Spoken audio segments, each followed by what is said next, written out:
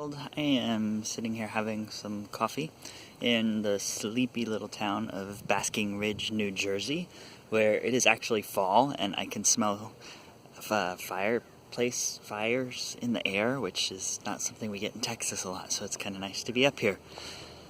But I also wanted to talk a little bit this morning because I've been thinking a lot about it, and we've all been thinking a lot about it in my world and community anyway. But I want to talk about fear.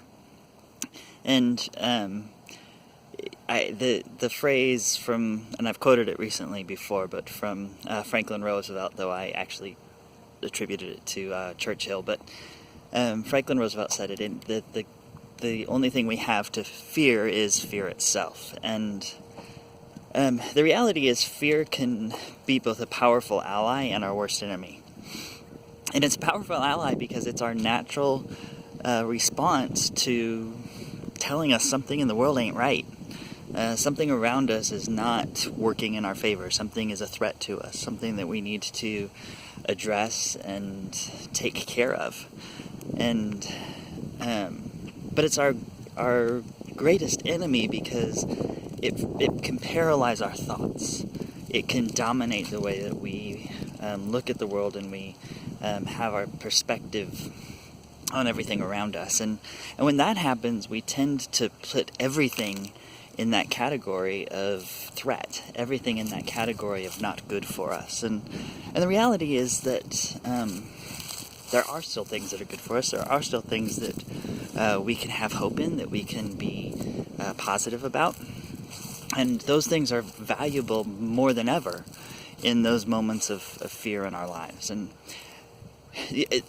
I keep wanting to tell myself that the greatest antidote to fear is hope. And there is some truth in that.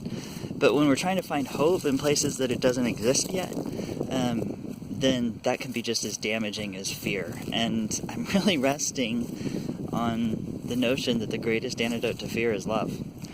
And while that sounds very cliche and maybe very hippie flower childish, I'm not necessarily talking about this free love of unconditional acceptance regardless of how somebody thinks, but I'm talking first and foremost about love for myself. And the fact that I can love myself enough to be afraid, I can love myself enough to have hope, I can love myself enough to know that fear is not the final resting place of my existence. And when I can love myself that way, then I start to find room to love others that way too. And that's when fear really starts to disseminate, when it finds its place of motivating us and encouraging us and getting us to press forward, and not simply being something that stunts us and paralyzes us. So, kind of a long thought this morning, and but I just felt like I needed to share it with myself and with you. So I hope you're doing well. I hope you're taking care of yourself. I don't care who you voted for. If you're for me, I'm for you. If you're against me, I'm for you, and I want to know why.